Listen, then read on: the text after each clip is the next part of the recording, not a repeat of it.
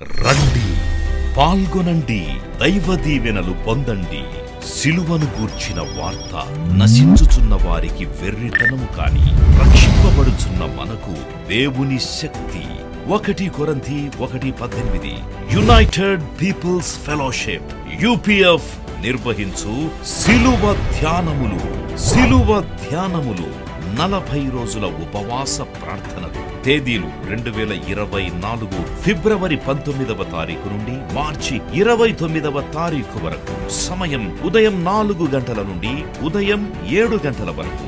స్థలం centenary Baptist church, clock tower దగ్గర, సికింద్రాబాద్. వివరములకు 9550504718 9030757571 నంబర్లను సంప్రదించగలరు. దూర ప్రాంతముల వారు సిలువ ధ్యానములలో యూట్యూబ్, ఫేస్బుక్ మరియు జూమ్ ప్రత్యక్ష ప్రసారం ద్వారా పాల్గొనవచ్చును. Zoom meeting ID 9550504718 passcode 7777. గమనిక, రామ్నగర్ ఈ సేవ నుండి సెంటినరీ బాప్టిస్ట్ చర్చ్ సికింద్రాబాద్ వరకు బస్సు సౌకర్యం కలదు. అందరికీ ఆహ్వానం. ఆహ్వానించువారు ప్రభువు దాసురాలు జాయ్ చెరియన్ గారు, వ్యవస్థాపక అధ్యక్షురాలు మరియు senior pastor UPF Hyderabad. Praise the Lord. సిలువ ధ్యాన దినాల్లో మరిది 4వ రోజు దేవుడు మనలో ప్రవేశపెట్టినాడు. మనల్ని సజీవ లెక్కలో ఉంచి ఇలాగే కూడుకోవడానికి, జూమ్ దగ్గర, యూట్యూబ్ దగ్గర వేచి ఉండడానికి దేవుడు ఇచ్చిన మహాభాగ్యం కొరకు ఒకసారి చప్పట్లు కొట్టి దేవుని స్తుతిద్దాం. హల్లెలూయా. కల్వరి గిరిపై సిలువ భారం భరించితివా ఓ నా ప్రభువా, నా పాపముకై నీ రక్తమును సిలువపైన అర్పించితివా, నా పాపముకై నీ రక్తమును సిలువపైన అర్పించితివా. కల్వరి గిరిపై సిలువ భారం భరించితివా ఓ నా ప్రభువా, తుంటరులంతా పట్టి కాటి తిట్టుచు నిన్ను కొట్టిర తండ్రి, తుంటరులంతా పట్టి కాటి తిట్టుచు నిన్ను కొట్టిర తండ్రి, తిట్టుచు నిన్ను కొట్టిర తండ్రి, నా పాపముకై నీ రక్తమును సిలువపైన అర్పించితివా, నా పాపముకై నీ రక్తమును సిలువపైన అర్పించితివా. కల్వరి గిరిపై సిలువ భారం భరించితివా ఓ నా ప్రభువా. హల్లెలూయా. 3 రోజుల నుండి మనము సిలువ కార్యములు అనే అంశం మీద ధ్యానిస్తూ ఉన్నాం. మొదటి రోజు మనము 3 కార్యాలు ధ్యానించినాం. ఇంప్యూటేషన్, అలాగే ప్రొపిషియేషన్, అలాగే అటోన్మెంట్ అని. తర్వాత నిన్నటి రోజు జస్టిఫికేషన్, శాంక్టిఫికేషన్, 2 కార్యాలు. ఈరోజు ఒక్క కార్యం మీకు బోధించాలని నేను ఆశిస్తున్నాను. అది గ్లోరిఫికేషన్. Justification, sanctification, glorification. దీని అర్థం తెలుగులో న్యాయీకరణ, అలాగే పరిశుద్ధపరచుట, అలాగే మహిమపరచుట. ఇవన్నీ ఒకదానికొకటి లింక్లో ఉంది. మరి కొన్నిసార్లు అది మిళితమైపోతుంది కాదు, అంతా ఒకటే రీతిగా మనము చూడగలుగుతున్నాం. అంటే ఒకటి లేకుంటే ఇంకోటి లేదు. రక్షింపబడుతున్నాం, తర్వాత పరిశుద్ధపరచబడుతున్నాం, తర్వాత మరణమై మనము మహిమపరచబడుతున్నాం. అంటే క్రైస్తవులు మరణానికి ఎందుకు భయపడరు? దానికి చాలా కారణాలు పరిశుద్ధ గ్రంథంలో ఉంది. క్రైస్తవులు మరణించరు, ఓన్లీ ఫిజికల్ డెత్. ఆత్మకు మరణము లేదు. మనము విశ్వసించే కార్యం ఏంటి అన్నప్పుడు, ఒక గోధుమ గింజ భూమిలో పడి చచ్చిన తర్వాత అది విస్తారంగా ఏ విధంగా ఫలిస్తుందో అలాగే ఈ మర్త్య శరీరము మరణించిన తర్వాత పునరుద్ధానములో మనము విశ్వసిస్తున్నాం. క్రీస్తు లేపబడిన రీతిగానే మనం కూడా లేపబడుతున్నాం, మహిమ శరీరాలను దాల్చుకుంటున్నాం, ముఖాముఖిగా ప్రభువును చూడగలుగుతున్నామని భక్తులు పరిశుద్ధ గ్రంథంలో ఆత్మ మరి ప్రేరణ ద్వారా రాసిన మాటలన్నీ మనం నమ్ముతూ ఉన్నాం. అయితే పౌలు భక్తుడు కొరింథీయులకు రాస్తూ 1 కొరింథీ 15వ అధ్యాయము 16 నుండి 19 వచనాలు చూసినప్పుడు, మృతులు లేపబడని ఎడల, క్రీస్తు కూడా లేపబడలేదు, క్రీస్తు లేపబడని ఎడల మీ విశ్వాసము వ్యర్థమే, మీరింకనూ మీ పాపంలోనే ఉన్నారు. అంతేకాదు క్రీస్తునందు నిద్రించిన వారును నశించిరి. ఈ జీవితకాలం మట్టుకే మనము క్రీస్తునందు నిరీక్షించు వారమైన ఎడల మనుషులందరికంటే దౌర్భాగ్యులమై ఉందో. అంటే యేసు ప్రభువును చాలామంది నమ్ముతారు, కానీ పునరుద్ధానంలో నమ్మరు, ప్రభు రెండవ రాకడలో నమ్మరు, పరలోకం అంటే నమ్మకం లేదు. అంటే యేసు ప్రభు ఒక ఆపద మొక్కుల స్వామి కాదు. యేసు ప్రభువు నందు విశ్వాసం ఉంచువారు తప్పకుండా పునరుద్ధానం పొందుతారు, తప్పకుండా వారు నిత్యరాజ్యంలో ప్రవేశిస్తారు. నిత్య జీవం అనేది మనకు దేవుడు దాచి ఉంచిన గొప్ప మేలు. తర్వాత పరిశుద్ధ గ్రంథంలో ఉన్న వాగ్దానాలన్నీ కూడా వారి పట్ల నెరవేరుతుంది. వారు సదాకాలము యేసుతో కూడా ఉంటారు. వారికి మరణం లేదు, మరణం కాదు అది, అంటే కేవలం అదొక నిద్ర అని వాక్యంలో చూస్తున్నాం. అందుకే ఎవరైనా భక్తులు విశ్వాసులు మరణించినప్పుడు వారు ప్రభువునందు నిద్రించినారు. దేవుని స్తోత్రం, hallelujah. They slept in the Lord. వారు తమ ప్రయాసములు మాని వారు ప్రభువునందు నిద్రించినారు. వారు ధన్యులు, ఎందుకంటే వారికి అప్పగింపబడిన పనులన్నీ సక్రమంగా చేసినారు. పౌలు ఏమంటాడు? మంచి పోరాటము పోరాడినాను, నా పరుగును కడముట్టించి నా విశ్వాసాన్ని కాపాడుకున్నాను, ఇక మీద నా కొరకు దాచి ఉంటే నీతి కిరీటం మరి నేను అందుకోబోతున్నాను. అంటే అలా ఉంటుందన్నమాట విశ్వాస జీవితం. అందుకే వీఆర్ కాల్డ్ బిలీవర్స్. మన పేరేంటి? బిలీవర్స్. అంటే విశ్వాసం. విశ్వాసమే మనకు చాలా ప్రాధాన్యమైంది. క్రీస్తునందు విశ్వాసం. We believe in Jesus Christ. యేసునందు విశ్వాసం. ఇదంతా విశ్వాసం. మరి ఇక్కడ ఒకవేళ క్రీస్తు లేపబడిన ఎడల మన విశ్వాసం అంతా అమృతమే, మనము చేయుచున్న ప్రయాసం అంతా వ్యర్థమే. క్రీస్తునందు నిరీక్షించువారుమైన ఎడల ఒక ఇట్టి నిరీక్షణ మనకు లేకుంటే, కేవలం క్రీస్తు ఈ జీవితకాలం మట్టుకే మనకు ప్రభు అయి ఉంటే మనము మనుషులందరికంటే దౌర్భాగ్యులమై ఉంటామని పౌలు అంటున్నాడు. కాబట్టి మరి పరిశుద్ధ గ్రంథంలో ఉన్న ప్రతి మాట నమ్మాలి. నమ్ముట నీ వలనైతే నమ్మవానికి సమస్తం సాధ్యం. నమ్మాలి అన్నమాట. నమ్మిక లేకుంటే దేవా నా అపనమ్మకాన్ని నీవు మన్నించి నీ వాక్యాన్ని నమ్మడానికి నాకు శక్తిని దయచేయమని ప్రార్థించాలి. మనకు ఇంతకంటే ఎక్కువ జ్ఞానం ఉందా? ఏం లేదు. మనకు ఒక లెటర్ రాయడానికి చేత కాదు. పరిశుద్ధ గ్రంథము ఆత్మ ప్రేరేపితమైన గొప్ప మరి దివ్యమైన గ్రంథం ఇది. కాబట్టి ఇది చాలా అమూల్యమైంది. ఇది చదివితే మనకి ఏ డోకా లేదు, నమ్మితే అసలే ఇంకా ఏ ప్రమాదం లేదు. దేవుని వాక్యము మన హృదయంలో వెలుగుతే మనకు ఏ కీడు రాదు. ఏదొచ్చినా మనము తట్టుకోవడానికి ఉన్న శక్తి, బలం మనకుంది. అయితే కేరళలో ఒక తల్లి ఐస్ క్రీమ్లో పాయిజన్ కలిపి 19 ఏళ్ల పాపకు 6 ఏళ్ల బాబుకి ఇచ్చిందంట. వాళ్ళిద్దరు అది అమాయకం కదా పిల్లలు. తల్లి ఏది ఇస్తే అది తింటారు కదా. తల్లిని నమ్మరా పిల్లలు? అది తిని వెంటనే చచ్చిపోయినారంట. చూడండి, ఈ దారుణం, ఇంత క్రూరత్వం లేక మరి ఇంత కఠిన హృదయం ఒక తల్లికి కలిగితే ఇంకా ఎవరి ద్వారా మనకు మేలు కలుగుతుందని అనిపించింది నాకు. అంటే పరిశుద్ధ గ్రంథంలో ఒక మాట ఉంది, నీ తల్లి నిన్ను మరిచినా నీ తండ్రి నిన్ను విడిచినా యెహోవా నిన్ను చేరదీను. అంటే తల్లులు ఇలా చేస్తారా అని అనిపిస్తుంది. దేవుని వాక్యం లేకుంటే మనమంతా మృగాల స్వభావం ఉంటుంది. మనం క్రూరమైన రాక్షసులుగా ఉంటాం. ఈ వాక్యము మనల్ని ఏం చేస్తుందంటే మనల్ని పవిత్రము చేస్తుంది. మనం నమ్ముతున్నాం యేసుక్రీస్తునందు విశ్వాసముంచువాడు రక్షణ పొందుతున్నాడు. ఆ రక్షణ అంటే ఈ కీడులన్నిటి నుండి నిన్ను విడిపిస్తుంది. ఈ పనులు చేయకుండా, ఈ అతిక్రమాలు చేయకుండా మనల్ని ప్రతినిత్యం విడిపించేది దేవుని వాక్యమే. కనుక దేవుని వాక్యాన్ని దివారాత్రం మనం పఠించాలి.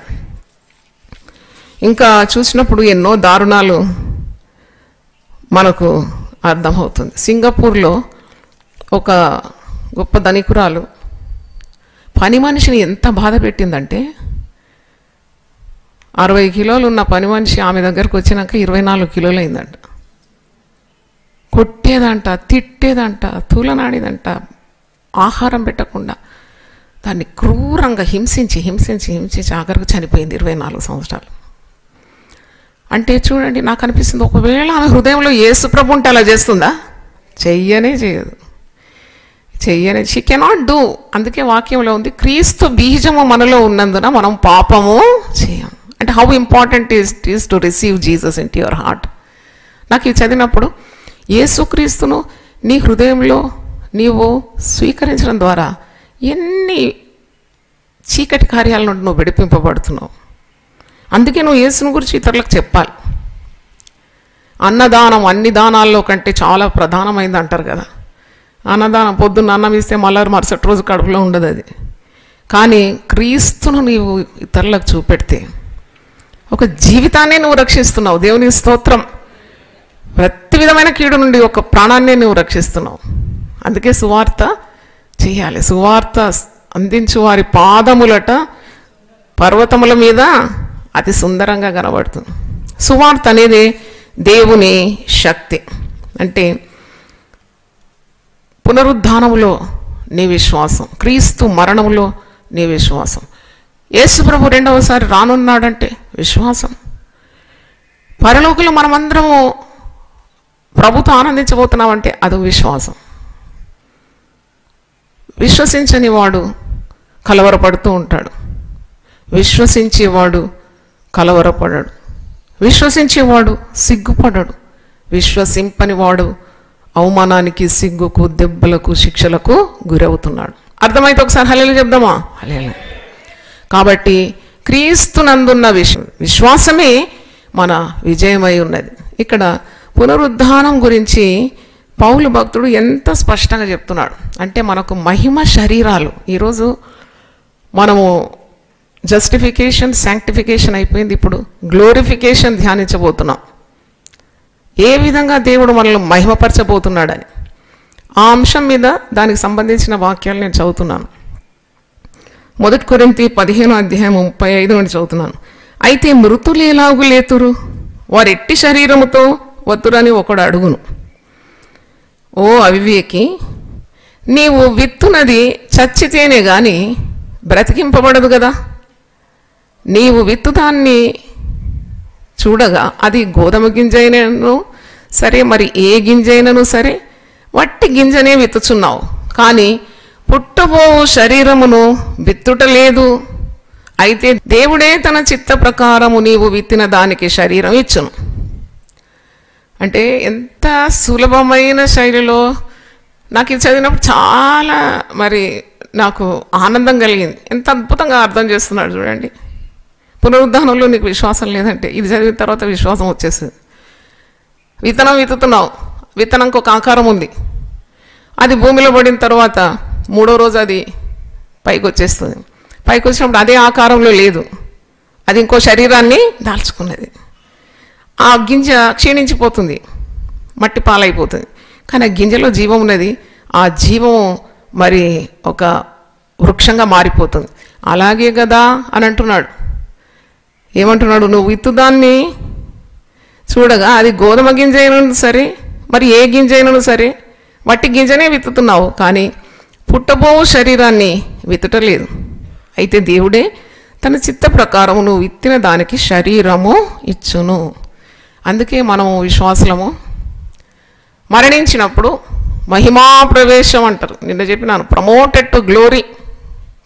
ఈరోజు గ్లోరిఫికేషన్, మహిమపరచబడుట.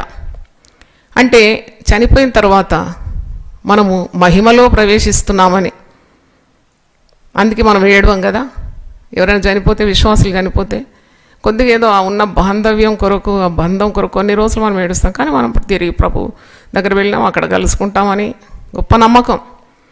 అయితే పౌలు భక్తుడు అంటున్నాడు 42వ వచనం, మృతుల పునరుద్ధానమును అలాగే శరీరము క్షయమై పోగా విత్తబడి అక్షయమైనదిగా లేపబడు, ఘనహీనమైనదిగా విత్తబడి మహిమ గలదిగా లేపబడు, బలహీనమైనదిగా అది విత్తబడి బలమైనదిగా లేపబడు, ప్రకృతి సంబంధమైన శరీరముగా విత్తబడి ఆత్మ సంబంధముగా శరీరముగా లేపబడు. ప్రకృతి సంబంధమైన శరీరం ఉన్నది కనుక ఆత్మ సంబంధమైన శరీరము కూడా ఉన్నది. న్యాచురల్ బాడీస్, ఇప్పుడు మనకు ఉన్నదంతా న్యాచురల్ బాడీస్. కానీ మన కొరకు దేవుడు దాచించిన మేలు ఎంత గొప్పదో మనకు. అందుకే 1 కొరింథీ 2:9 దేవుడు తను ప్రేమించే వారికి ఏవేవి దాచించినాడో ఏ కన్ను కనబడలేదు, కంటికి కనబడలేదు, హృదయానికి గోచరం కాలేదంటే మనం అనుకుంటాం ఈ లోకంలో దేవుడు దాచించిన కారు లేక ఫ్రిడ్జు, లేకుంటే ఏదో 100 గజాల భూమి, లేకుంటే మంచి వివాహము, గొప్ప ఉద్యోగం అని అనుకుంటాం మన పరిమితమైన జ్ఞానంతో. కాదు, 1 కొరింథీ 2:9 ఉండేది పరమందు లేక మన మరణమైన తర్వాత దేవుడు ఏవేవి దాచించున్నాడో అది ఇంకా మనకు అవగాహన కూడా లేదు. నువ్వు ఎలాగ నమ్మితే అలాగ. చాలా కాలం నేను నమ్మినాను ఈ లోక రీతిగా ఆశీర్వాదాలు. 1 కొరింథీ 2:9 అంటే నా కొరకు దేవుడు ఏవేవి దాచిపెట్టినాడో అవి ఏది కంటికి కనబడలేదు, చెవికి కనబడలేదు, నేను పొందుకున్నాను కూడా. నువ్వు ఎలా నమ్ముకుంటే అలాగూ. కానీ మరణమైన తర్వాత దేవుడు నీ కొరకు ఏవేవి సిద్ధపరిచినాడో అది ఏ కంటికి కనబడలేదు, చెవికి వినబడలేదు, హృదయానికి గోచరము కాలేదు అంటున్నాడు. మరి 1 యోహాను 3వ అధ్యాయంలో యోహాను భక్తుడు ఏమంటున్నాడో చూద్దాం. మనము దేవుని పిల్లలమని పిలువబడినట్లు తండ్రి మనకెట్టి ప్రేమ అనుగ్రహించెనో చూడుడి. మనం దేవుని పిల్లలమే. మనం మోకరించగానే ఏమని ప్రార్థన చేస్తాం? తండ్రి తండ్రి. ఎవరిచ్చినారు ఈ జ్ఞానం? అసలు ఏ మతంలో లేదండి తండ్రి అని పిలవడం. కేవలం క్రైస్తవత్వంలో ఉంది. అది ఇంకో పెద్ద గమ్మత్తు నాకు. వేరే మార్గాల్లో దేవుని తండ్రి అంటే శిక్ష వాళ్లకు. మనం ఎంత ధైర్యంగా తండ్రి, అబ్బా తండ్రి, ఆయనా నాకు ఈ బాధ వచ్చింది అని ప్రార్థన చేసినాక మనకు ఇంకా తెలివి ఏంటంటే అని యేసు నామంలో అన్నీ అడిగి వేడుకుంటున్నాము తండ్రి. అంటే యేసు మన మీడియేటర్ అన్నమాట, మధ్యవర్తి. యేసు నామంలో అడగాలన్నమాట. అంటే పరిశుద్ధాత్ముడే మనకి ఇవన్నీ నేర్పిస్తున్నాడు. మనము దేవుని పిల్లలమాట. ఇక్కడ చూడండి, మనము దేవుని పిల్లలమని పిలువబడినట్లు తండ్రి మనకు ఎట్టి ప్రేమ అనుగ్రహించునో చూడుడి. మనం దేవుని పిల్లలమే. మనమందరం ఎవరమండి? దేవుని పిల్లలం. ఈ హేతు చేత లోకము మనల్ని ఎరగదు, ఏలైనగా అది ఆయనను ఎరగలేదు. లోకము తెలియదు ఈ సంగతి, ఈ గొప్ప మర్మం తెలియదు.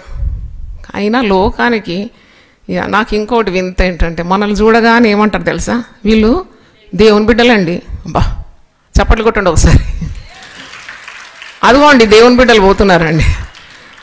అదేంటి, అది వారికి ఎవరిచ్చినారు ఈ జ్ఞానం? మనం దేవుని బిడ్డలం అంట లోకం చెప్తుంది. మరి వాళ్ళు నమ్ముకున్నాక అంటారు మేము దేవుని నమ్ముకున్నామండి. అంటే ఇంతవరకు నమ్ముకున్నది దేవుడు కాదు. దాని కొరకు ఒకసారి చప్పట్లు కొడతాము. మేము దేవుని నమ్ముకున్నామండి. అసలు తెలిసి తెలియకనే వాళ్ళు చెప్తున్నారు. అది ఒక అద్భుతం. మనము దేవుని పిల్లలము అని పిలువబట్ట తండ్రి మనకు ఎట్టి ప్రేమ అనుగ్రహించనో చూడుడి. మనం దేవుని పిల్లలమే. ఈ హేతు చేత లోకం మనల్ని ఎరగదు, ఏలైనగా అది ఆయనను ఎరగలేదు. ప్రియులారా, ఇప్పుడు మనము దేవుని పిల్లలమై ఉన్నాము. మనం ఇక ఏమవుదుమో అది ఇంకా ప్రత్యక్షపరచబడలేదు. కానీ ఆయన ప్రత్యక్షమైనప్పుడు ఆయన ఉన్నట్లుగానే ఆయనను చూతుము గనుక ఆయనను పోలి ఉందుమని ఎరుగుదము. ఆయన యందు ఈ నిరీక్షణ పెట్టుకున్న ప్రతివాడును ఆయన పవిత్రుడై ఉన్నట్లుగా తన్ను పవిత్రునిగా చేసుకోను. చూడండి, ఇది ఇంకా దీర్ఘమైన కార్యాలు. ఇవన్నీ ప్రసంగం చేయాలంటే మరి నెలలు తరబడి ప్రసంగం చేయాలి. మీరే పరిశుద్ధాత్మని జ్ఞానం అడిగి పొందుకోవాలి. మనల్ని పవిత్రం చేయడం ఆయన పని అన్నమాట. అంటే ultimate blessing for a Christian is God makes him complete by purifying. మహిమ పరచడానికి దేవుడు వారిని శుద్ధీకరణ చేస్తాడు. శుద్ధీకరణ, శాంక్టిఫికేషన్ అని నిన్నటి రోజు చదివినాం కదా, పరిశుద్ధపరచబడటం. మనం అనుకుంటాం ఎందుకు ఇన్ని కష్టాలు, ప్రభుని నమ్ముకున్నాక కష్టాలు అన్నీ పోతాయని కొందరు అనుకుంటారు. నన్ను అడిగితే ప్రభుని నమ్ముకున్న తర్వాతనే నీకు కష్టాలు వస్తాయి. ఎందుకు కష్టాలంటే నిన్ను పరిశుద్ధపరుస్తున్నాడు అన్నమాట. He has started his work on you. అందుకే కష్టాలు వస్తాయి. ఆ కష్టాల ద్వారా పవిత్రమైపోతూ ఉంటావు నువ్వు. పేతురు తన పత్రికలో ఏమంటున్నాడు చూడండి, 1 పేతురు 1వ అధ్యాయము 7వ వచనంలో, నశించిపోవు సువర్ణము అగ్ని పరీక్ష వలన శుద్ధపరచబడుచున్నది కదా, దానికంటే అమూల్యమైన మీ విశ్వాసం ఈ శోధనల చేత పరీక్షకు నిలిచినదై యేసుక్రీస్తు ప్రత్యక్షమైనప్పుడు మీకు మెప్పును మహిమయు ఘనతయు కలుగుటకు కారణమగును. అంటే నశించిపోయి సువర్ణమే అగ్నిలో వేస్తారు కదా, పుట్టము చేయుట అని అంటారు, పుట్టము చేయబడింది అంటారు. అంటే ఇది ఒక సువర్ణము శుద్ధి కావాలంటే అగ్ని కావాలి. అగ్ని లాంటి మహాశ్రమల్లో భక్తులను దేవుడు ఏం చేస్తాడు? పరిశుద్ధపరుస్తూ ఉంటాడు. శాంక్టిఫికేషన్ అని నిన్న మనము చదివినాము, నేర్చుకున్నాము. శాంక్టిఫికేషన్ అయిన తర్వాతనే గ్లోరిఫికేషన్ ఉంటుంది. ఒకవేళ నీవు ఇన్ని బాధలు తట్టుకోలేకుండా if you give up your faith అంటే you will not have all this. Suppose నువ్వు మరి విశ్వాస జీవితంలో నువ్వు ఎదుర్కొనే కష్టాలకు నిలవలేకపోయినావంటే ఈ ఆశీర్వాదాలన్నీ నీకు లభ్యం కాదు. అందుకే మీరు యోబు యొక్క సహనం గురించి వింటిరి కదా అని యాకోబు 5వ అధ్యాయంలో మనం చూస్తాం. శోధన సహించువాడు ధన్యుడని వాక్యంలో ఉంది. మనకు కలిగిన శ్రమల్లో ఆయన ఎప్పుడు మనల్ని వదిలిపెట్టాడు, మనతోనే ఉంటాడు. అందుకంటాడు శ్రమలో నేను నీకు తోడై ఉంటాను, నువ్వేం భయపడే అవసరం లేదు. నేను ఎంత అద్భుతం అది. అంటే actually Christian life is so blessed. నన్ను అడిగితే ఏదేమైనా నీకు ఏ బాధ భయము భీతి అవసరం లేదు. ఎందుకంటే ప్రభు గొప్ప వాగ్దానం ఇచ్చినాడు. ఆయనకు ఒక ప్రణాళిక ప్రతి ఒక్కరి పట్ల ఉంది, విశ్వసించే ప్రతి ఒక్కరి పట్ల. అందుకే అంటాడు యుగ సమాప్తి వరకు నేను సదాకాలము నీకు తోడై ఉంటాను. అంటే ఈరోజు మరి రక్షణ ద్వారా మనకు జస్టిఫికేషన్ అంటే యేసు ప్రభును విశ్వాసం ఉంచడం ద్వారా నీ పాపక్షమాపణ నీకు లభించి న్యాయీకరణ అంటే నీవు పొందవలసిన శిక్షను యేసు ప్రభు భరించి నీ పక్షాన ఉండి, నేను చెప్పాను మీకు ఉదాహరణలు. హైకోర్టులో జడ్జ్ అంటున్నాడు మాఫ్ కర్దియా, యు ఆర్ నాట్ గిల్టీ అనగానే ఇంకెంత విడుదల నీకు, నీ బంధకాలన్నీ తెగిపోయినాయి. అది జస్టిఫికేషన్. తర్వాత నువ్వు రక్షణ పొందిన తర్వాత పరిశుద్ధపరుస్తూ ఉన్నాడు. శ్రమల ద్వారా పరిశుద్ధత నీకు లభిస్తుంది. శ్రమ వచ్చినప్పుడు నువ్వు అనుకుంటున్నావు ఏదో వింత సంభవించింది, అందరూ బాగున్నారు, మా పక్కింట్లో అన్యులు బాగున్నారు, నాకేంటండి నేను ఉపవాస ప్రార్థనలు చేసి మోకాళ్ళు అరిగేటట్టు ప్రార్థన చేసినా నాకెందుకు వస్తుంది ఈ బాధ వెంబడి బాధ, కష్టం వెంబడి కష్టం ఎందుకు వస్తుంది ప్రభువా? ఎందుకు వస్తుంది అంటే నీ మీద ఆయనకు చాలా గొప్ప ఉద్దేశము ఉన్నది. ఈజ్ క్లెన్సింగ్ యూ అన్నమాట. ప్రతి పరీక్ష ద్వారా నువ్వు పరిశుద్ధపరచబడుతున్నావు.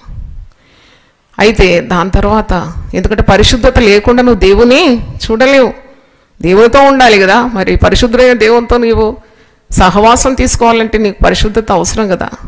అందుకే మరి గ్లోరిఫికేషన్ అంటే నువ్వు మరణమైన తర్వాత దేవుడు నిన్ను మహిమపరచబడబోతున్నావు నీవు. మరి ఇంకా కొన్ని వాక్యాలు మనం చూడాలి. రోమీలకు రాసిన పత్రిక 8వ అధ్యాయము 30వ వచనంలో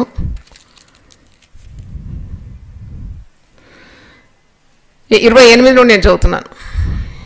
దేవుని ప్రేమించు వారికి అనగా ఆయన సంకల్పం చొప్పున పిలువబడిన వారికి మేలు కలుగుటకై సమస్తమును సమకూడి జరుగుచున్నవని ఎరుగు.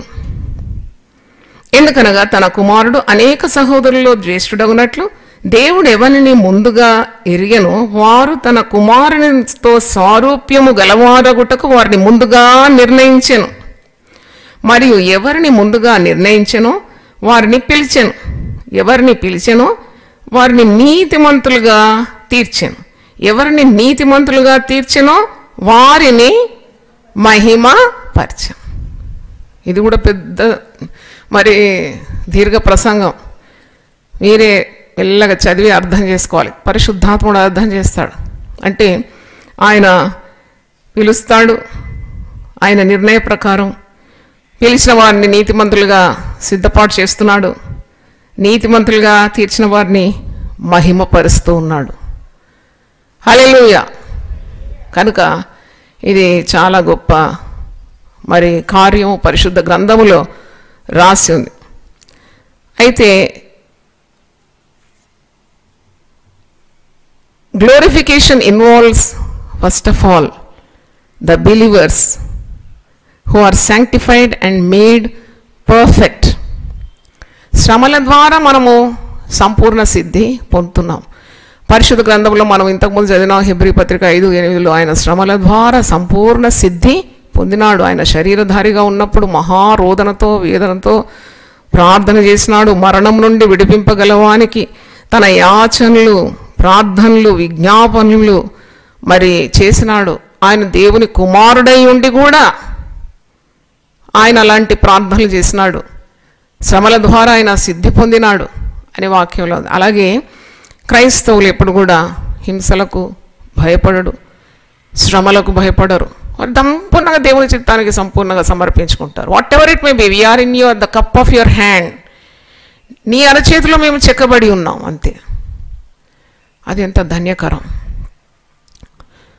తెస్సలోనికులకు రాస్తూ పౌలు భక్తుడు ఏమంటున్నాడు ఒకసారి చూద్దాం. 2వ తెస్సలోని 2వ అధ్యాయము 14 నుండి 17 వచనాలు.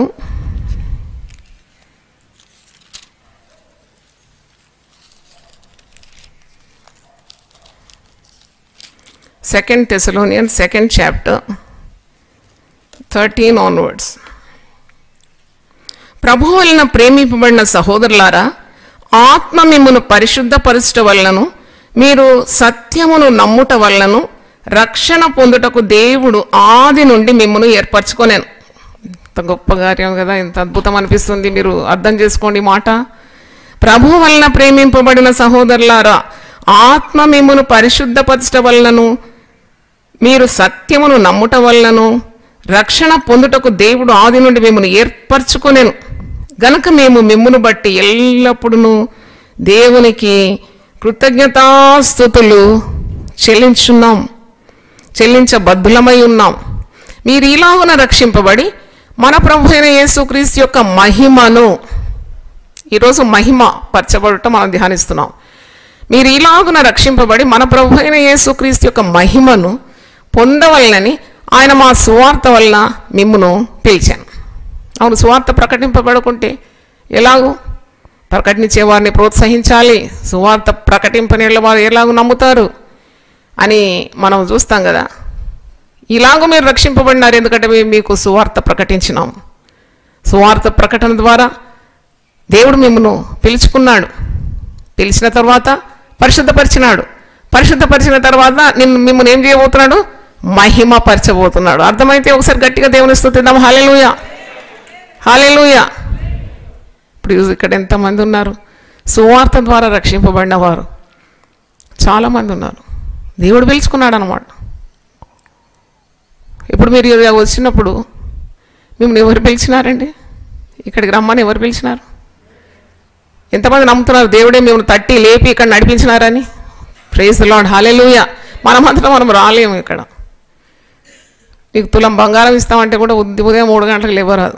నా బంగారం వద్దే ఉంది, నాకు నిద్ర కావాలంటారు కదా. అయితే నిద్ర తట్టి లేపి ఇక్కడికి వచ్చినారంటే దేవుడు పిలుచుకున్నాడు అన్న. మిమ్మల్ని పిలిచి మీకు రక్షణానందం ఇచ్చి మిమ్మల్ని పరిశుద్ధపరిచి తిరిగి ఫైనల్గా కంప్లీట్ ఎలా చేస్తాడంటే ఒక విశ్వాసిని మహిమపరచడం ద్వారా అసంపూర్ణంగా సిద్ధి పొందుతారు. దేవుని స్తోత్రం, హల్లెలూయా. అంటే మళ్ళీ మన గొప్పతనం ఏం లేదు దాంట్లో.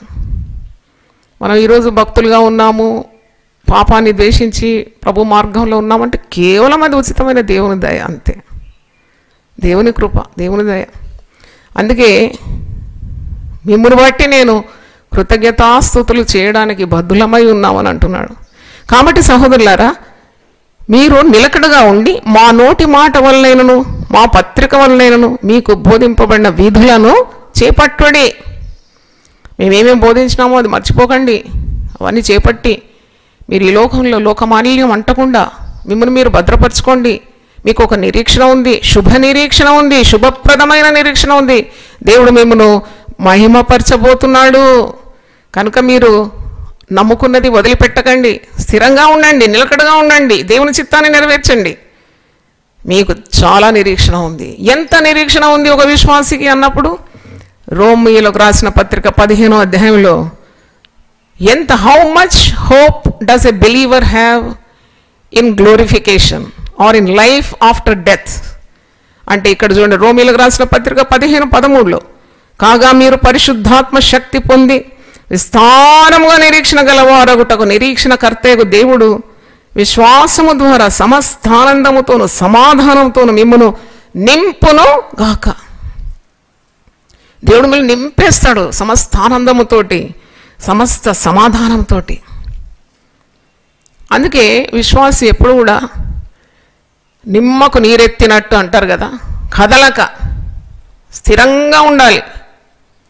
అందుకే పౌలు అంటాడు, నేను మీకు అప్పగించిన దాన్ని గట్టిగా పట్టుకోవాలంటాడు. విశ్వాసి కలవరపడకూడదు, ఎప్పుడు భయపడుతూ. హోప్లెస్ అండి, అంత హోప్లెస్. హోప్లెస్ ఎందుకు అవుతుంది? నీకు ప్లెంటీ ఆఫ్ హోప్ ఉన్నది దేవునిలో. You have plenty of hope in Jesus. విస్తారమైన నిరీక్షణ. ఒక్కసారి సిలువ తట్టు చూస్తే ఎంత నిరీక్షణ అని ఒకసారి అడిగితే దేవుడు నాకు సిలువ దర్శనం ఇచ్చి ఒక చెయ్యి అటు ఒక చెయ్యి ఇటు, అబ్బా ఎంత నిరీక్షణ ఇచ్చినావు తండ్రి. ఒక వ్యక్తి కొరకు ప్రార్థన చేసేటప్పుడు ఎప్పుడు కూడా మన ఆశలు పోగొట్టుకోకూడదు. నీ కుమారుని కొరకు ప్రార్థన చేస్తున్నావా, నీ యొక్క జీవిత భాగస్వామి కొరకు ప్రార్థన చేస్తున్నావా, నీ బంధువుల్లో ఎవరికైనా రక్షణ కావాలని ప్రార్థన చేస్తే never never lose your hope, because we have plenty of hope in Jesus. చెప్పండి కూడా దేవుని స్తుతిద్దామా? ప్లెంటీ ఆఫ్ హోప్ అనమా. Don't give up on anyone. వాడు మారలే అనొద్దు అనమాట. ఎందుకంటే Jesus can perform a great miracle any time. ఎప్పుడైనా దేవుడు చేస్తాడనే విశ్వాసం నీకుంది. అందుకే ఇట్టి నిరీక్షణ మనల్ని ఏం చేయదంట, ఇట్టి నిరీక్షణ మనల్ని ఎప్పుడు కూడా సిగ్గుపరచదు. అందుకే విశ్వసించేవాడు ఎప్పుడు కలవరపడాడు. కనుక ఈ నిరీక్షణతో మనము ముందుకు సాగుతున్నాం. హెబ్రీలకు రాసిన పత్రిక 2వ అధ్యాయం చూడండి. హెబ్రీ పత్రిక 2వ అధ్యాయం 10 నుండి 11 వచనాలు.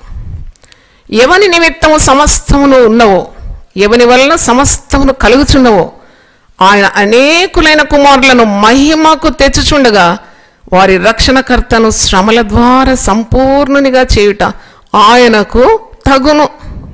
మనం అనుకుంటే యేసుప్రభు ఏంటి అంత నిరాయుధంగా వస్త్రహీనునిగా సిలువలో రేలాడో బలహీనునిగా ఉన్నాడేంటి, బట్టలు కూడా లేకుండా. అయ్యో ఏంటిది. చాలామంది క్రైస్తవులు కానివారు అంటారు, మీ దేవుడు ఇంత పేదోడా, ఏంది అలా శక్తి లేకుండా వేలాడుతున్నాడు కదా. లోకంలో ఎంతమంది పైల్వాన్స్ ఉంటారు, ఒక్కటి పంచ్ కొట్టగానే కింద పడిపోతారు మనుషులు. మరి యేసుప్రభు ఏంటి బలవంతుడైన దేవుడు అన్నాక బలహీనంగా ఎందుకు సిలువలో వేలాడుతున్నాడు అంటే దాని జవాబు పరిశుద్ధ గ్రంథంలోనే ఉంది. ఆయన మన కొరకు తన ప్రాణమును అర్పించినాడు, దరిద్రుడిగా వేలాడినాడు. ఎందుకంటే మనందరినీ, మనం ఆయన యందు విశ్వాసం ఉంచి వారందరినీ ధనవంతులుగా చేసేస్తున్నాడు. దేవుని స్తోత్రం, హల్లెలూయా. ఆయన పేరట ఎంతమంది ధనవంతులవ్వా. నేను చూసుకుంటుంటాను. బెన్స్ కారా నీకు ఎట్టొచ్చింది? బెన్స్ కారు ఏసు యందు విశ్వాసం ఉంచి యేసును ప్రకటిస్తే బెన్స్ కారు వచ్చిందా? ఇన్ని ఎత్తు బంగ్లాలు కొనుక్కున్నావు. చూడండి, ఆయన పేరు చెప్పుకొని బ్రతికేవారు ఎంతమంది ఉన్నారు. చెట్టు పేరు చెప్పి చింతకాయలు అమ్ముకున్నాడు ఒకడు. అలాగూ యేసు నామము ద్వారా ఎన్నెన్ని కార్యాలు. అందుకే ఇక్కడ మన నిమిత్తం ఆయన దరిద్రుడు అయినాడు. ఆయన నామము గొప్పదైపోయింది. ఆ నామములో నీకు ధనము కానీ, ఆరోగ్యం కానీ, సంతోషం కానీ, సమృద్ధి కానీ, సమాధానం కానీ, ఏదైనా నా పేరట మీరు ఏదైనా అడగండి, అది నేను మీకు ఇస్తానన్నాడు. చప్పట్లు కొట్టి దేవుని స్తుతిద్దామా? Ask anything in my name, I will do it. నీకంత విశ్వాసం ఉండాలి. అయితే పౌలు భక్తుడు అంటున్నాడు ఇక్కడ, ఎవని నిమిత్తము సమస్తమును ఉన్నవో, ఎవని వల్ల సమస్తము కలుగుచున్నవో, ఆయన అనేకులైన కుమారులను మహిమకు తెచ్చుండగా వారి రక్షణకర్తను శ్రమల ద్వారా సంపూర్ణంగా చేయుట ఆయనకు తగును. అయితే ఈరోజు మనం గ్రహించాల్సిన కొన్ని సత్యాలు మీ ముందుంచాలని నేను కోరుతున్నాను. ఫిలిప్పీ పత్రిక 3వ అధ్యాయము 20వ వచనంలో భక్తుడైన పౌలు అంటున్నాడు, విశ్వాసులు తెలుసుకోవాల్సిన ఒక కార్యం ఏంటి అన్నప్పుడు, మనము ఈ లోకంలో పరదేశులుగా ఉన్నాము. పేతురు అంటాడు, మనం ఈ లోకంలో యాత్రికులుగా ఉన్నాము. ఇది మన నిత్య నివాసము కాదు. మనము ఈ లోకంలో శ్రమల ద్వారా పరిశుద్ధపరచబడి యేసు ప్రభువునందు విశ్వాసం ఉంచినాము. We are justified by faith, we are sanctified by God. రక్షణ పొందిన తర్వాత పరిశుద్ధపరచబడుతున్నాము, శ్రమల ద్వారా సిద్ధి పొందుతున్నాము. తర్వాత మరణమైన తర్వాత మనకు పునరుద్ధానం ఉన్నది, మహిమలో మనం ప్రవేశిస్తున్నాము కదా. అయితే ఈ లోకంలో మనం ఎలా ఉన్నామంటే యాత్రికులుగా, పరదేశులుగా ఉన్నాం. మీరేం కులం అని అడిగితే మీరు ఇట్నే చెప్పండి, మాది యాత్రికులం. అర్థమైందా? నిద్రపోతుండదు. మీరేం కులం అంటే మీరేమనాలి? మేము యాత్రికులం అండి, మా కులం ఇదే. అంటే మాకు నిత్య నివాసం ఇక్కడ లేదు, మాది పర్మనెంట్ రెసిడెన్స్ అక్కడ ఉందండి. నువ్వు అప్లికేషన్ ఫిల్అప్ చేసినప్పుడు నేను ఎప్పుడు అనుకుంటా, పర్మనెంట్ రెసిడెన్స్. ఏం పర్మనెంట్? దేవుడు పిలిస్తే వెళ్ళిపోవాలంతే కదా. ఏం పర్మనెంట్ ఇది? పర్మనెంట్ రెసిడెన్స్ అంటే రాస్తావు నువ్వు పట్టుకొని గట్టిగా. పర్మనెంట్ కాదు ఇది, నథింగ్ ఇస్ పర్మనెంట్. అందుకే పౌలు భక్తుడు అంటున్నాడు, మీరు 20వ వచనం 3:20, మన పౌరస్థితి పరలోకమందున్నది, అక్కడ నుండి ప్రభు అయిన యేసు క్రీస్తును రక్షకుని నిమిత్తం కనిపెట్టుకుని ఉన్నాం. సమస్తమును తనకు లోపరుచుకున్న జాలిన శక్తిని బట్టి ఆయన మన దీన శరీరమును తన మహిమగల శరీరమునకు సమరూపము గలదానిగా మార్చం. ఈ దీన శరీరాలన్నీ మట్టి శరీరాలు ఇవి. దీని కొరకు ఎన్ని తిప్పలు పడతాం. కోటి విద్యలంట, కూటి కొరకు. ఎందుకు ఇంత కష్టపడుతున్నారంటే ఏం చేయాలండి, పిల్లలు అన్నాం కదా. కోటి విద్యలు, కూటి కొరకు. ఎన్ని మోసాలు, ఎన్ని బాధ. అసలు నువ్వు రియలైజ్ చేసినావంటే నువ్వు దీని మీద లక్ష్యం ఉంచావు, పైన ఉన్న వాటి మీద లక్ష్యం ఉంచుతావు, భూ సంబంధమైన వాటిని లెక్క పెట్టు. కానీ ఇది మట్టి అయిపోతుంది. ఇది ఆత్మ ఎంత విలువైంది, ఎంత విలువైంది. బంగారు పంజరంలో ఒక చిలుకను పెడితే, రామచిలుకను పెడితే, అది పంజరం బంగారమైనా కానీ ఆ చిలుకకి ఏముంటుంది తెలుసా? ఇది బంగారంగా ఉన్నది ఇక్కడే ఉంటానంటది. అది అదే ఎగిరిపోవాలా, నేను ఎగిరిపోవాలా. ఈ బంగారం కానీ వెండి కానీ నాకు అవసరం లేదు. ఐ వాంట్ టు ఫ్లై అంటే ఇట్ వాంట్స్ ఫ్రీడమ్. అలాగే ఈ శరీరం ఎంత అందంగా ఉన్నా, ఎంత బంగారంతో పొదుగబడినా, రత్నరాసులతో నువ్వు అలంకరించుకున్నా, ప్రశస్తమైన వస్త్రాలు చుట్టుకున్నా, ఆత్మ ఎప్పటికీ ఉంటుంది. శరీరము నిష్ప్రయోజనం. ఆత్మనే జీవింపజేస్తుంది. మట్టి పాలైపోతుంది. మన్నైనది తిరిగి మనకే పోతుంది. ఆత్మ దేవుని యొద్దకు వెళ్ళిపోతుంది. హల్లెలూయా చెప్పండి ఒకసారి. జాయ్ సిస్టర్ను ప్రభు పిలుచుకుంటే, మీకు నేనంటే చాలా ప్రేమ నాకు తెలుసు, మీరు భరించలేరు, నాకు అది కూడా తెలుసు. కానీ మీరు ఎన్నాళ్ళు పెట్టుకుంటారు నన్ను ఇక్కడ? చనిపోగానంటారు. బాడీ ఎప్పుడు వస్తుందండి? భార్యలు ఎప్పుడండి? ఏడ్చుకుంటూనే అడుగుతారు. మీరు ఏమంటారంటే ఎప్పుడండి బాడీ వచ్చేది, ఎప్పుడండి భార్యలు? చూసారా? అంటే చనిపోగానే మీరు నన్ను ఏం చేస్తారు? పాతి పెట్టేస్తారు. కానీ నా ఆత్మ ఎక్కడ పోతుంది? దేవుని దగ్గర పోతుంది. దేవుని స్తోత్రం. ఆత్మ దేవుడు కలుగజేసిన వాని దగ్గర ఈ ఆత్మ వెళ్ళిపోతుంది. అది ఎప్పుడు మన మనసులో ఉండాలి. It is a temporary అబోర్డ్. This is not our permanent residence. మన పౌరస్థితి ఎక్కడున్నది? పరలోకమందున్నది. హల్లెలూయా చెప్దామా గట్టిగా? అందుకే ఈ లోక రీతిగా ఉన్న వాటి మీద నీ శ్రద్ధ పెట్టి సమయం అంతా పాడు చేసుకోకూడదు. ఇదొక టెంపరీ అనమాట, అంతే. నువ్వు ఎక్కడో వెళ్తున్నావు, ఎక్కడో ప్రయాణమై వెళ్తున్నావు, కొన్ని దినాలకు వెళ్తావు అంతే, 10 రోజులు. మేము అప్పుడప్పుడు యునైటెడ్ స్టేట్స్ అక్కడిక్కడ వెళ్తాం కదా, నేను అయ్యగారు కలిసి వెళ్తాం. కొన్ని బట్టలు తీసుకుంటాం, కొన్ని వస్తువులు తీసుకుంటాం, ఆ లగేజ్ అంతా ఎయిర్క్రాఫ్ట్లో పడేస్తాము, బోర్డింగ్ పాస్ ఇస్తారు ఇంత, అది పెట్టుకుంటాం, ప్రయాణం చేసి వెళ్ళిపోయి అక్కడ 10 రోజులే అనమాట, లేక 1 నెల రోజులే. తర్వాత మేము ప్రయాణం ముగించుకొని తిరిగి మా స్వస్థలానికి రావాలి. అందుకే ఎక్కడి నుండి మనం వచ్చినామో అక్కడికి తిరిగి తప్పకుండా వెళ్ళిపోవాలి. అంటే విశ్వాసులకు ఫ్రమ్ అడ్రస్ ఉంది, టు అడ్రస్ కూడా ఉంది. చప్పట్లు కొట్టి దేవుని స్తుతి. అందుకే మనం దిక్కులేని వారము, అనాథులం అసలే. మనం మనల్ని కనుగజేసిన దేవుని యుద్ధకు మనం వెళ్ళవలసింది, దాని కొరకు నిరీక్షణ గలవారై ఎదురు చూస్తున్నామని అర్థం. మన పౌరస్థితి ఎక్కడున్నది? పరలోకమందున్నది. అది గమనించాలి. అందుకే యేసు ప్రభు ప్రార్థన చేసినప్పుడు చాలా మంచి, ఎంత జ్ఞానం! క్రీస్తే మన జ్ఞానం, క్రీస్తే మన నిరీక్షణ, క్రీస్తే మన విమోచన, క్రీస్తే మన నీతి, క్రీస్తే మన పరిశుద్ధత అని మనం ధ్యానిస్తూ ఉన్నాం కదా. యోహాను సువార్త 17వ అధ్యాయంలో ప్రభువు ఎలా ప్రార్థన చేస్తున్నాడు చూడండి. ఎంత ఉత్తమమైన ప్రార్థన! మీరు ఎప్పుడైనా కూర్చొని నిమ్మలంగా యోహాను సువార్త 17వ అధ్యాయము ధ్యానిస్తూ చదవండి. You find great wisdom in Jesus. యోహాను సువార్త 17:24. తండ్రి, నేను ఎక్కడ ఉండునో అక్కడ నీవు నాకు అనుగ్రహించిన వారును నాతో కూడా ఉండవలెననియు, నీవు నాకు అనుగ్రహించిన నా మహిమను వారు చూడవలెననియు కోరుచున్నాను. అంటే ఎంత ప్రేమించినాడు మనల్ని! మనల్ని ప్రేమించిన వ్యక్తుల దగ్గర మనం ఉండాలని ఆశిస్తాం, లేక నువ్వెవరినైనా ప్రేమిస్తే వాళ్ళ దగ్గర ఉండాలి అని ఆశిస్తాం. యేసు ప్రభు అదే ఆశిస్తున్నాడు.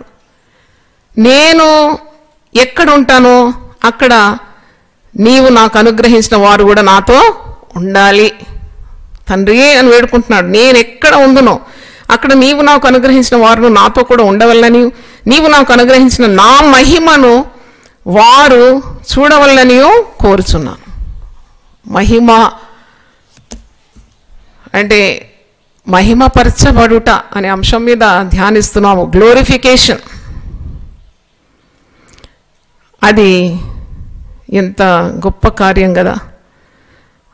That is the reason Paul says in 2 Corinthians 4th chapter, నేను 14 నుండి చదువుతాను. విశ్వసించి తిని గనుక మాట్లాడి తిని అని వ్రాయబడిన ప్రకారం అట్టి విశ్వాసంతో కూడిన ఆత్మ గలవారమై ప్రభు అయిన యేసును లేపినవాడు యేసుతో మమ్మును కూడా లేపి మీతో కూడా తన ఎదుట నిలవబెట్టునని ఎరిగి మేమునో విశ్వసించున్నాము గనుక మాట్లాడుచున్నాను. కాబట్టి మేము అధైర్యపడము. మా బాహ్య పురుషుడు కృషించుచున్నను, ఆంతర్య పురుషుడు దినదినము నూతనపరచబడుచున్నాడు. దేవుని స్తోత్రం, హల్లెలూయా. ఇది నేనైతే అనుభవిస్తున్నాను నా శరీరంలో. నాకు ఎంత సంతోషం, ఎంత ఆనందం! అబ్బా, సిలువ ధ్యానాలు రాగానే ఎక్కడి నుండి వచ్చింది శక్తి నాకు తెలియదు. అంతవరకు నాకు చాలా బాగా నీరసం ఉండింది శరీరంలో. ఎక్కడి నుండి వచ్చింది శక్తి అంటే, ఈ బాహ్య పురుషుడు క్షీణావస్థలో ఉన్న అంతరంగం ఒక పురుషుడు క్రీస్తే కదా, ఆ పురుషుడు దినదినము నూతనత్వం పొందుతున్నాడు. హల్లెలూయా చెప్దామా? అందుకే బాహ్యంగా ఒకవేళ మనం బలహీనంగా ఉన్నా భయపడే అవసరం లేదు. మనం అధైర్యపడం అంటున్నాడు.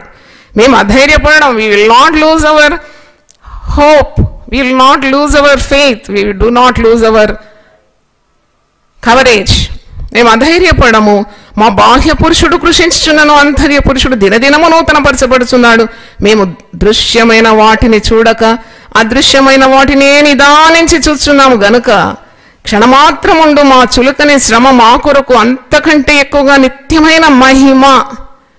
మళ్ళీ ఆ మాట చూడండి, నిత్యమైన మహిమ భారమును కలగజేయుచున్నది. ఏలైనగా దృశ్యమైనవి అనిత్యములు, అదృశ్యమైనవి నిత్యము. మనము చూచే వాటిని నమ్ముతాం, డౌటింగ్ థామస్ లాగా. అంటే అనుమానస్తుడు ఉన్నాడు కదా 12 మంది శిష్యుల్లో, పేరేంటి? తోమా. అనుమానిస్తాడు, నేను చూస్తేనే నమ్ముతాను, నేను ఈ చూడని వాటిని నేను నమ్మం, కానీ చూసి నమ్మిన వారి కంటే చూడక నమ్మువారు ధన్యులు. హల్లెలూయా. మనం ఏ గుంపులో ఉన్నాం ఇప్పుడు? మనం యేసు ప్రభువును చూడలేదు, యేసు ప్రభు సిలువ వేయబడడం కూడా చూడలేదు, యేసు ప్రభు వస్తాడని మనం ఎవరు చెప్పలేదు, అంటే వాక్యంలో ఉన్నదే మనం నమ్ముతున్నాం. చూసి ఎవరైనా వచ్చి చెప్పినారంటే లేదు. మన ప్రయాణమే విశ్వాస ప్రయాణం. హల్లెలూయా.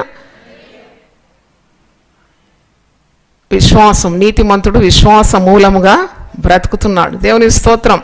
అందుకే పౌలు భక్తుడు అంటున్నాడు, దృశ్యమైనవి అనిత్యములు, అదృశ్యమైనవి నిత్యములై ఉన్నవి. ఈరోజు దేవుని వాక్యం వింటున్న దేవుని బిడ్డలారా, మనం తప్పకుండా మనం విశ్వసించే ప్రభువును మహిమ శరీరాలతో చూడబోతున్నాం. అది కూడా పౌలు 2 కొరింథీ ఇక్కడే అంటున్నాడు, 3వ అధ్యాయము 18వ వచనం చూడండి, 17 నుండి చదువుతున్నాను. 2 Corinthians 3rd chapter 17 and 8. ప్రభు యొక్క ఆత్మ ఎక్కడ ఉండునో అక్కడ స్వాతంత్రం ఉండును. మనమందరమును మూసుకులేని ముఖముతో ప్రభు యొక్క మహిమను అద్దం వలె ప్రతిఫలింపజేయచ్చు, మహిమ నుండి అధిక మహిమను పొందుదుము. ప్రభు ఆత్మచేత ఆ పోలికగానే మార్చబడుచున్నాము. దేవుని స్తోత్రం. హల్లెలూయా. ఇప్పుడు మనం కొందరు తెల్లగా ఉన్నాం, కొందరు తెల్లగా ఉన్నాం, కొందరు పొట్టిగా ఉన్నాం, కొందరు పొడుగుగా ఉన్నాం, కొందరు లావుగా ఉన్నాం, కొందరు బక్కగా ఉన్నాం. కానీ మహిమ శరీరాన్ని దాల్చుకున్న తర్వాత మనము ప్రభువు వలె పోలి ఉన్న ప్రభువు స్వారూప్యంలోకి మనం ఎదిగిపోతాం అనమాట. దేవుని స్తోత్రం. అంటే our righteousness is made complete. God finishes his work upon us. మన మీద ఆయన పనిని ఆయన పూర్తి చేసుకున్న తర్వాత, అంటే పరిశుద్ధపరచబడి మిగిలిన లోపాలన్నీ కూడా ఆయన సవరించి మహిమపరుచుకున్న తర్వాత మనము ప్రభువులే ఉంటామని అంటున్నాడు. నాకు ఈ సేవ ఆరంభంలో ఒక దర్శనం దేవుడు చూపెట్టినాడు. అప్పుడు ఏంటంటే ఒక బంగారు బర్డ్, గోల్డ్ మెరుస్తుంది, అది ఒక పెట్ట, కోడి పెట్ట పొదుగుతున్నది గుడ్లను, దాని కిందంతా బంగారు గుడ్లు ఉన్నాయి. నేను చూస్తున్నాను దర్శనంలో. తర్వాత అట్లాగే తీరి చూస్తున్నాను, ఇదేం పిట్ట ఇంత వెలుగుతో నింపబడ్డది, కింద గుడ్లన్నీ బంగారు గుడ్లే ఉన్నాయి ఏంటని చూస్తుంటే అది గుడ్లు పగిలి ఆ తల్లి కోడి ఎలాగుందో అలాగే బయటకు వస్తున్నాయి పిల్లలు. అంటే తల్లి మీద ఉన్న సార్కలు, ఆ మచ్చలు, ఆ కలరు అంతా అట్టాగే బయటకు వస్తుంటే చాలా ఆశ్చర్యపడిన. ఆ రోజు విజన్ డైరీ మెయింటైన్ చేస్తా కాబట్టి నేను ఎట్లా చూసానో అట్టే గీసినాను కూడా. గీసి వెలుగుతో నింపబడిన ఆ యొక్క పక్షి, దాని కింద ఆ చిన్న పిట్టలు బయటకు వస్తున్నాయి. అదే రంగు, అదే రూపం, అదే డిజైన్తో వస్తుంటే నాకు చాలా ఆశ్చర్యం కలిగించి రాసి పెట్టినాను. కానీ ఇప్పుడు ఈ వాక్యం చదివినాక నాకు అర్థమైంది ఏంటంటే, ఈ వాక్యం మనల్ని మరి హెచ్చరిస్తుంది. చూడండి, మనమందరం ముసుకులేని ముఖంతో ప్రభు యొక్క మహిమను అద్దం వలె ప్రతిఫలింపజేయచ్చు, మహిమ నుండి అధిక మహిమ పొందుచు ప్రభువు ఆత్మచేత ఆ పోలికగానే మార్చబడుచున్నాము. చప్పట్లతో దేవుని స్తుతిద్దాం. హల్లెలూయా. అంటే చిన్న చిన్న ప్రభువులం అయిపోతాం అన్నమాట మనం. అందుకే మనకు అధికారం ఇస్తానన్నాడు కదా, ఆయనతో కూడా మనం వెళ్తాం అన్నాడు కదా, ఆయనకున్నవన్నీ మనవి అన్నాడు కదా, ఆయన వల్లే మనం రూపాంతరం పొందుతామని అర్థం. ఆయన ఎలా ఉన్నాడో అలాగ ఉంటాం అన్నమాట. ఎందుకంటే ఆయన బిడ్డలం. కొందరు తండ్రి కొడుకులను చూస్తే అరే ఏంటిది అచ్చం ఏంటది ముద్ర గుద్దినట్టే ఉన్నాడు, అదే ముక్కు, అదే చెనులు, అవే కన్నులు, అలాగే తండ్రి పోలికే ఉన్నాడు. కొందరు స్త్రీలు చెప్పుకుంటారు, నా కొడుకండి అచ్చు వాళ్ళ నాన్నలాగానే ఉంటాడండి, ఇంత సంతోషంతో చెప్పుకుంటారు కదా. అలాగే మనమందరం అచ్చుగుద్దినట్టు ఎవరిలాగా అయిపోతాం? చప్పట్లు కూడా దేవుని స్తుతించండి. హల్లెలూయా. అక్కడ స్త్రీ అని, పురుషుడని, గ్రీసు దేశుడని, హెల్లేయుడని, దాసుడని, సతుడని ఏ భేదం లేదు. ఈ లోకంలో ఉన్నప్పుడే ఆమె స్త్రీ, ఈమె పురుషుడు, అది ఇది. కానీ యేసులో అందరూ, యేసులో ధరించుకున్న వారందరూ కూడా దేవుని కుమారులైపోతున్నారు. దేవుని స్తోత్రం. Hallelujah. There is no distinction, no partiality. అంటే యేసు రూపంలోకి మనము మలచబడుతున్నామని తెలుసుకోవాలి. దేవుని స్తోత్రం. హల్లెలూయా. అందుకే మనం పాటలు పాడతాం, ఎప్పుడు వస్తాడో నన్ను చేర్చుటకు, ఎంతకాలం ఉండాలి ఈ భూమిలో, ఎప్పుడు వస్తాడో నన్ను చేర్చుటకు, ఎంతకాలం ఉండాలి ఈ భూమిలో. క్రైస్తవ జీవితం సౌభాగ్య జీవితం, ప్రభు యేసు బిడ్డల ఆనంద జీవితం. క్రైస్తవ జీవితం సౌభాగ్య జీవితం, ప్రభు యేసు బిడ్డల ఆనంద జీవితం. కష్టములు వచ్చినా నష్టములు వచ్చినా, కష్టములు వచ్చినా నష్టములు వచ్చినా, శ్రీ యేసు నాయకు ఉత్తమ మిత్రుడు, శ్రీ యేసు నాయకు ఉత్తమ మిత్రుడు. భూరాధ్వని వినే, చప్పట్లు కొట్టి ఈ చిన్న చరణం పడదాం. భూరాధ్వని వినే సమయమాయను, శ్రమ పొందినే ప్రియుని చూచెదను. భూరాధ్వని వినే సమయమాయను, శ్రమ పొందినే ప్రియుని చూచెదను.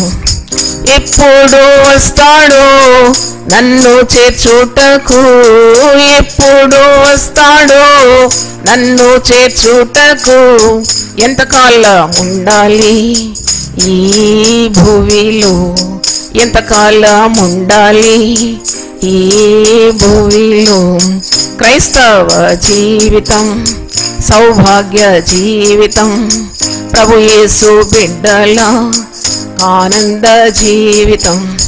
ఇంత మంచి కాపరి ఉత్తమ మిత్రుడు, నిత్యత్వ రాజుడు నా తోడుగానున్నాడు. ఇంత మంచి కాపరి ఉత్తమ మిత్రుడు, నిత్యత్వ రాజుడు నా తోడుగానున్నాడు. ఎందుకు భారము ఎందుకు వ్యాకులం, ఎందుకు భారము ఎందుకు వ్యాకులం, దేవుని బిడ్డలు పాటలు పాడెదరు, దేవుని బిడ్డలు పాటలు పాడెదరు. హల్లెలూయా. ఎప్పుడైనా సమయం తీసుకొని ఈ పాటలన్నీ పాడుకోవాలి. ఎప్పుడు పనులు పనులు పనులు. మార్త విస్తారమైన పనులు పెట్టుకుందంట, మరి ఉత్తమమైన దాన్ని ఏర్పరచుకుంది. దేవుని స్తోత్రం. కనుక ఈరోజు మనం గ్లోరిఫికేషన్, మహిమపరచబడుట అనే అంశం మీద మనం మాట్లాడాం. మహిమపరచబడక ముందు సంఘము ఏ విధంగా ఉండాలి, పరిశుద్ధపరచబడాలి. ఏ విధంగా పరిశుద్ధపరచబడాలి అంటే ఎఫెసీ పత్రిక 5వ అధ్యాయము 27వ వచనంలో ఉంది. క్రీస్తు కూడా సంఘమును ప్రేమించి అది కళంకమైనను ముడతయైనను అటిది మరి ఏదేనూ లేక పరిశుద్ధమైనదిగాను నిర్దోషమైనదిగాను మహిమగల సంఘముగాను ఆయన తన ఎదుట వారిని దాన్ని నిలబెట్టుకున్న వల్లని వాక్యముతో ఉదక స్నానము చేత దానిని పవిత్రపరిచి పరిశుద్ధపరచుటకై దాని కొరకు తన్ను తాను అప్పగించుకొనెను. హల్లెలూయా. చూడండి ఎన్ని మాటలు ఉందండి దీంట్లో, ఎంత అద్భుతమైన వాక్య భాగం. క్రీస్తు తన సంఘము పవిత్రంగా ఉండాలని ఆశిస్తున్నాడు. ఒక పెళ్లి కుమారుడు తన పెళ్లి కుమార్తె ఎలా ఉండాలని ఆశిస్తాడు? మీరు చెప్పండి. పురుషులు చాలామంది ఇక్కడ ఉన్నారు కదా. How you want your would be to be? She should be holy, she should be beautiful, she should not have any guile. ఆమె ఏ అపవిత్రత ఉండొద్దు. 10 మందితో తిరిగిన ఒక స్త్రీని పెళ్లి చేసుకుంటాడా ఏ పురుషుడైనా? అస్సలు చేసుకోడు. పెళ్లి చేసుకోకముందే అంతా ఎంక్వైరీ చేస్తారన్నమాట. బాగా ఎంక్వైరీ చేస్తారు. ఆఫీస్లో ఎట్లుంటుంది ఈమె, ఇరుగు పొరుగు వార్త ఎట్లుంటుంది, బంధువుల మధ్యలో ఎలాగుంది, ఈమె స్వభావం ఏంటి, ఈమె అపవిత్రమైన స్త్రీయా, ఈమె నలుగురితో తిరుగుతుందా. చూడండి, అలాగే పెళ్లి కుమారుడైన యేసుక్రీస్తు కూడా తన పరిణామం వాడబోయే సంఘము, వధు సంఘము ఇలాగుండాలి అని కోరుతున్నాడు. అటువలే ఇంకోసారి చదువుతున్నా, అటువలే క్రీస్తు కూడా సంఘమును ప్రేమించి అది కళంకమైనను ముడతైనను అటుది మరి ఏదైనాను లేక పరిశుద్ధమైనది గాను నిర్దోషమైనది గాను మహిమగల సంఘముగాను ఆయన తన ఎదుట దాన్ని నిలవబెట్టుకునవలని వాక్యముతో ఉదక స్నానము చేత దాన్ని పవిత్రపరిచి పరిశుద్ధపరచుటకై దాని కొరకు తను తాను అప్పగించుకుని. ఎందుకంటే మీరు రోజు జూమ్ పెడతారు, ఎందుకంటే రోజు జూము వాక్యము సేవకులు ప్రతిరోజు వాక్యం ఇస్తున్నారు జూమ్లో. ఎందుకు? వాక్యం చేత ప్రతినిత్యం ప్రతిదినం ఏమవుతున్నారు? పవిత్రపరచబడుతుంది. ఎందుకంటే 40 రోజులు అంటారు కొంతమంది. 40 రోజుల 40 రోజులు మీకు ఏం కలుగుతుంది? రోజు రోజు రోజు పరిశుద్ధపరచబడుతున్నారు, పవిత్రపరచబడుతున్నారు. దేవుని వాక్యం చేత ఉతక స్నానము కలుగుతుంది. దేవుని స్తోత్రం. చేతులెత్తి గట్టిగా దేవుని స్తుతిద్దాం. హల్లెలూయా. మరి మిగిలిన భాగాలు రేపటి నుండి మనం ఇంకా ధ్యానిద్దాం. అందరూ ఒకసారి లేచి నిలబడండి. దేవుని స్తోత్రం. సిలువలో చిందిన రక్తమునా పాప క్షమాపణ కలిగించే, సిలువలో చిందిన రక్తమునా పాప క్షమాపణ కలిగించి జయమని పాడుడి సర్వజనమా, జయమని పాడుడి సర్వజనమా, ముక్తిదాత యేసునకు జయమని పాడుడి సర్వజనమా, జయమని పాడుడి సర్వజనమా, ముక్తిదాత యేసునకు జై. సోదర సోదరి పిల్లలు పెద్దలు, సోదర సోదరి పిల్లలు పెద్దలు, జయమని పాడుడి యేసునకు, జయమని పాడుడి యేసునకు. యేసు రక్తమున నీతి గల్గే అగ్ని శిక్ష తొలగేను, సురతమున నీతి గల్గెన్ అగ్ని శిక్ష తొలగేను, జయమని పాడుడి సర్వజనమా,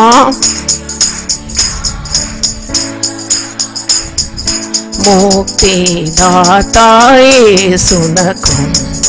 రక్తన ఆశ్చర్య క్రియ చేసే పాపపు బంధము త్రుంచేను, రక్తన ఆశ్చర్య క్రియ చేసే పాపపు బంధము త్రుంచేను, జయమని పాడుడి సర్వజనమా,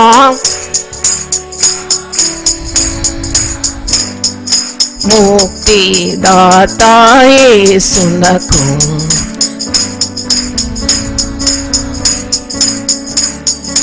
రక్త విలువచే ముక్తి గల్గే ప్రభుని దాసుడనైతిని, రక్త విలువచే ముక్తి గల్గే ప్రభుని దాసుడనైతిని, జయమని పాడుడి సర్వజనమా,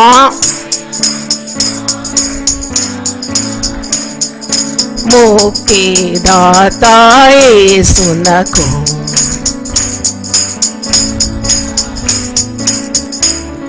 హల్లెలూయా. ప్రార్థన చేసుకుందాం. ప్రభువా నీ పరిశుద్ధ నామమునకు స్తోత్రం. పరిశుద్ధ గ్రంథం నుండి అనేకమైన సత్యాలతో మాము ఈ దినాల్లో వాడుకుంటున్నందుకు, వినడానికి ఇచ్చిన కృప కొరకు నీకు వందనాలు చెల్లిస్తున్నాను. చేరి వచ్చిన బిడ్డలందరినీ దీవించండి. మరి ఇది అయిన తర్వాత వారు ఉద్యోగాలకు వెళ్ళడానికి కూడా శరీరానికి రెట్టింపు బలము శక్తి దయచేయమని ప్రార్థిస్తున్నాను. ఉదయం లేవడానికి కూడా మీరు తాళి దయచేయండి నాయన. వేకుని మేమందరం నేను వెతుకుతున్నాము. తప్పకుండా మమ్మల్ని ఆత్మతో నింపి అభిషేకించి తండ్రి మమ్మల్ని ఆశీర్వదించే దేవుడు అని నమ్ముతున్నాం. జస్టిఫికేషన్, శాంక్టిఫికేషన్, గ్లోరిఫికేషన్ అనే 3 కార్యాలు ఈ దినాల్లో వివరించడానికి దాసురాలకు మీరు కృపనిచ్చిన నేను స్తుతిస్తున్నాను. ఇంకా ఉన్న శిలువ కార్యాలు నీ బిడ్డలకు వివరించడానికి నాకు ఆత్మశక్తిని మీరు దయచేయమని, చేరి వచ్చిన బిడ్డలందరి మీద నీ ఆత్మను కుమ్మరించండి. జూమ్లో ఉన్నవారు, యూట్యూబ్ దగ్గర వేచి ఉన్నవారు, వీరందరినీ కూడా మీరు ఆశీర్వదించి వారి కుటుంబాలకు నీ దీవెన దయచేయమని యేసు పరిశుద్ధ నామములో అడుగుతున్నాను తండ్రి, ఆమేన్. హల్లెలూయా. తండ్రి దేవుని ప్రేమ, యేసుక్రీస్తు కృప, పరిశుద్ధాత్మ సహవాసం, శక్తి మనందరికీ సదాకాలం తోడుగా ఉండునుగాక. ఆమేన్. రండి, పాల్గొనండి, దైవ దీవెనలు పొందండి.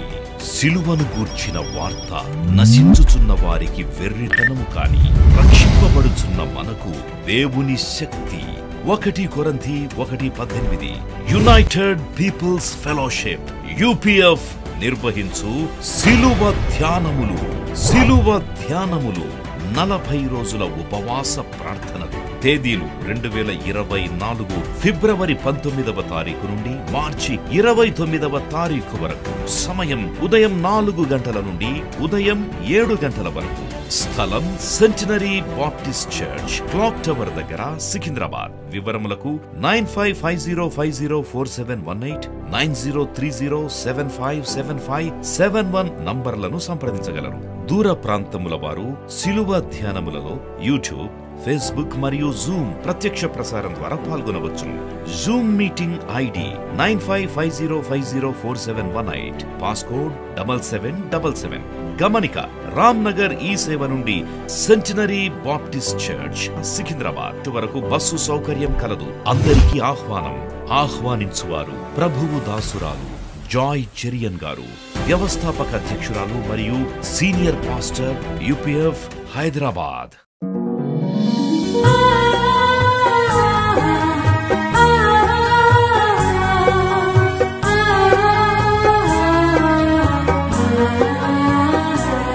నీ ధనము నీ ఘనము ప్రభు యేసుదే, నీ దశమా భాగము నీయ వెనుదీతువా. నీ ధనము నీ ఘనము ప్రభు యేసుదే, నీ దశమా భాగము నీయ వెనుదీతువా. ధరలోన ధనధాన్యములనీయగా కరుణించి కాపాడి రక్షింపగా. ధరలోన ధనధాన్యములనీయగా కరుణించి కాపాడి రక్షింపగా. పరలోకనాదుండు నీకీయగా మరి యేసు కొరకీయ వెనుదీతువా. పరలోకనాథుండు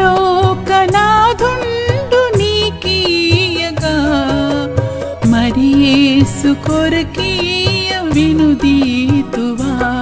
నీ ధనము నీ ఘనము ప్రభు యేసుదే, నీ దశమా భాగము నీయ వెనుదీతువా.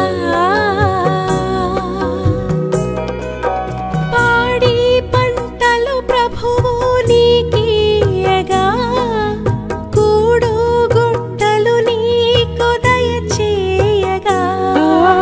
పాడి పంటలు ప్రభువు నీకీయగా కూడు గుట్టలు నీకు దయచేయగా.